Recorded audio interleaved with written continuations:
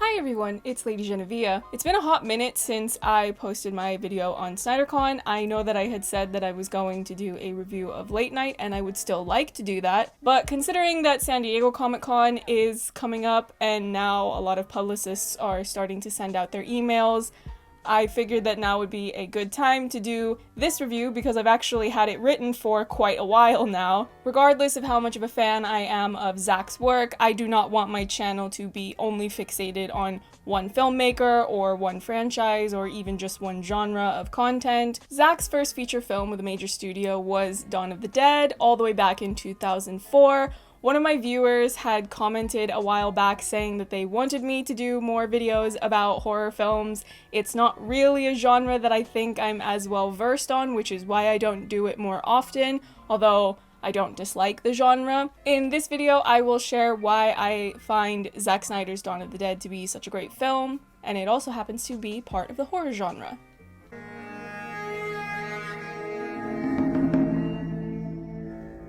Zack Snyder's Dawn of the Dead is a remake of George A. Romero's 1978 film of the same name. The only significant similarities between the two are in the premise of a group of individuals seeking refuge in a shopping mall during a zombie outbreak. Major studios are inclined to capitalize on their past successes because ultimately they are a business looking to turn a profit.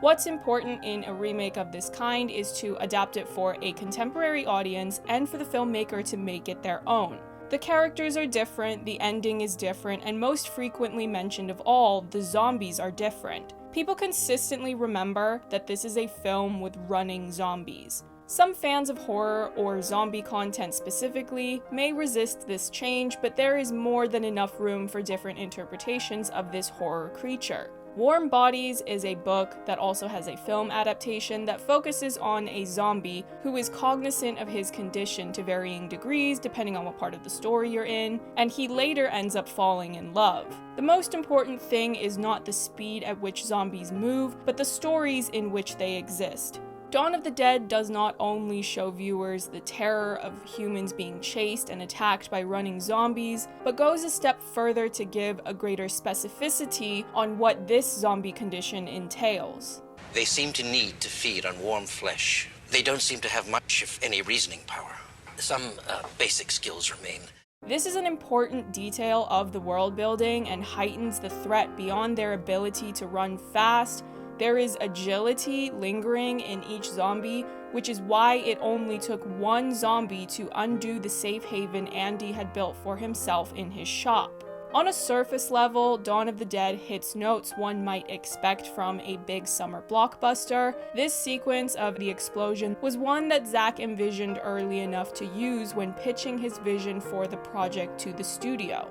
There is an element of spectacle and camp one might expect from a project involving zombies. The film is mostly devoid of contemporary music, so when it is included, there's a distinct artistic flair that each song brings to the film as a work of art. I always say that this movie has like a rock and roll ending. To me, that's like a rock and roll ending because it's just like the guy like kills himself and it's a hard cut to black, and then rock and roll music, comes on. So it's a very it's like a Pet Sematary ending, like if you've seen that movie Pet Sematary, like just a hard cut to I don't want to be buried in the Pet. So you're like, oh, fuck, that's crazy. So I kind of felt like that, and I had picked that song, People Who Had Died. I was driving in the car. I had like a tape of a mixtape. That was a while ago.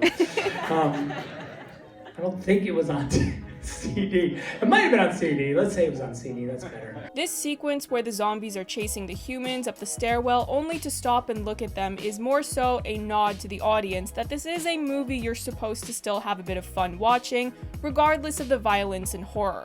So when I showed the movie to the studio, this was not even the first time. I think it was like the studio being over here. No, the studio's also over here. You just reminded me. But this is the friendly studio. Sorry, my chair just broke. Okay, I'm gonna leave it. Anyway, what's that? Yeah, well. So anyway, I was showing the movie, and the scene where they all the zombies are at the bottom of the stairs and they're trapped And You mean where the zombies are running really fast and all of a sudden they slow down? That's it. And then they start thinking like, ooh, we're gonna slow down and then attack you. That's it right there.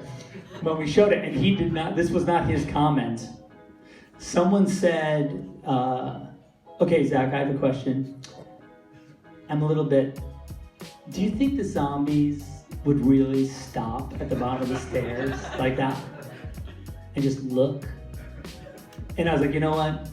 In real life, they wouldn't. It's 100%. I fucked up. Yeah. But I was like, also, do remember this is a traumatization. So like, we tend to like embellish. So it is fake clapping. Yeah, they're clapping for like that. Okay, thank you. Thank you. Thank him. The scares are mostly organic and earned. When a studio pressures filmmakers to add more jump scares, it's important to not let those demands undermine the flow of the story. Zack made the choice to raise the volume on certain gun clicks, which satisfies the studio's requirements and keeps the focus on the uneasy feeling the characters have in this newly apocalyptic world. What Dawn of the Dead does well is emphasize what the zombie genre offers in terms of a story exploring greater themes about the human experience. One of the questions the film poses is whether humans are selfish or altruistic at their core. These are people who have lost everything and are fighting for survival. There's a competition for shelter and resources, and some characters are shown to want to help those in need, while others remain suspicious of outsiders. Find someplace else. Look, we just need a place. Maybe you didn't hear me. There is no place else. What are we gonna do about that truck? We're not gonna do anything about that truck. There's people in it. If we start letting people in here, we're gonna let the wrong ones in. Dawn of the Dead consistently shows humans as being social creatures. They need people to connect to and forge relationships with, be they romantic or platonic. Even in the most horrible circumstances, a group of strangers are able to find solace in one another. That might be the most romantic thing anyone's ever shown me. I'm trying here. Yeah, I know. Love and connection can also be a person's downfall because it's not always rational, it's emotional. Whether it's a man's inability to let go of his dead wife and child, or a woman's attachment to her dog, a person's downfall can stem from the deep attachments they have. Andre, I can't have baby here. I have an idea. Stop, it's hurting him. No, it's not safe. Nicole, they're not interested in him, I promise. I don't know how most people feel about Nicole being so worked up over her dog. It's really easy as an outside viewer to watch her and be critical of her actions because we as the viewer are able to have the larger perspective of the story and everything that's at stake. But I will just say this. One time, I was in New York City on the subway, and I overheard a couple that were telling a friend of theirs that they had paid whatever amount of money this would cost to get a DNA test done to learn the various breeds that made up their dog's genetic makeup. And before you ask, yes, they were. You might not like how Nicole handled herself, but at the very least, you cannot say that it's not realistic. Some people will just go really, really hard for their pets. But this is actually part of why Dawn of the Dead works so well.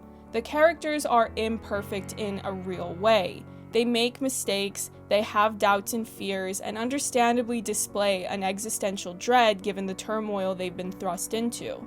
Why are they coming here? Memory, maybe. Instinct. Maybe they're coming for us. The story shows that even in a zombie outbreak, people cannot stop living, in a deeper philosophical sense.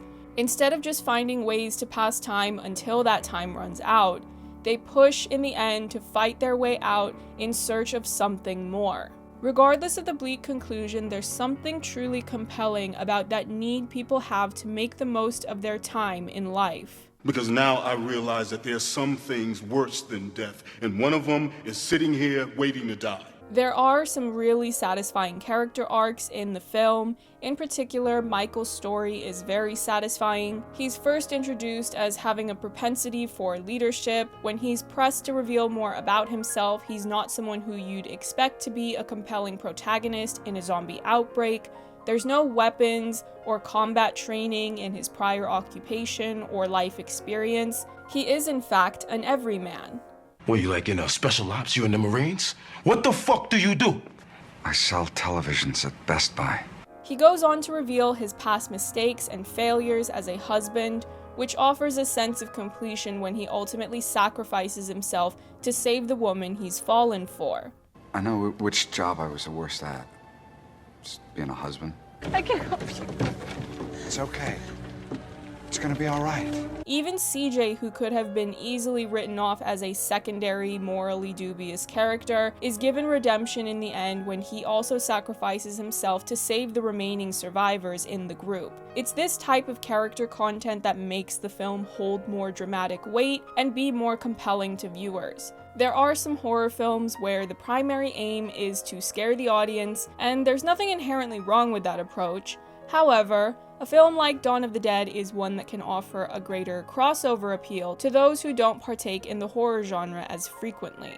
From the characters, the story, and the filmmaking approach, it all comes together brilliantly to appeal to a wider spectrum of viewers. Whether you're most interested in blockbuster explosions and exciting action involving zombie horror, the compelling character content, the themes that explore the human experience, or all of the above, it's a solid film that holds up well even after 15 years. There was a sequel in development entitled Army of the Dead that did not come to fruition at the time, but now has been announced as in development by Zack for Netflix. While I was at SnyderCon, I did ask Zack if this was going to be a sequel, and he said no. Keep in mind that this was a few months ago, and this was before any of the big casting announcements had been made. It's also important to remember that everybody died at the end of Dawn of the Dead, or at least was implied to have died, so it's not as if there was a whole lot to use from the first film to carry into any potential sequels. The only thing that could really be carried over from this film would probably be just the general mythology of how these zombies work, in particular their speed. But apart from that, there's all the freedom in the world to create an entirely new zombie story, and really whatever his creative inspiration is for it, I am more than willing to see. In general, I tend to prefer horror films that have more of a crossover with other genres, something that is very character driven or something that really develops its themes well. I just did a video on The Dead Don't Die, which was another zombie film that I really enjoyed. But let me know what you thought of Dawn of the Dead in the comment section, and if there are any other Zack Snyder films that you would like for me to review. I definitely plan on getting to more of the content in his catalog, but I like to also review a lot more of the new releases and just really spread out the types of content that I discuss. Follow me on Twitter and Instagram. I also have a Vero if you would like to follow me on there. The only reason that I don't go on it as often as some probably do is because social media tends to take up a lot of time, and it's enough work to try to maintain a presence on something like Twitter or Instagram. But definitely if I do anything or have anything to post that's related to Zack and his work or anything to do with DC films, then I usually will post it on there as well. And that's it for now. Bye.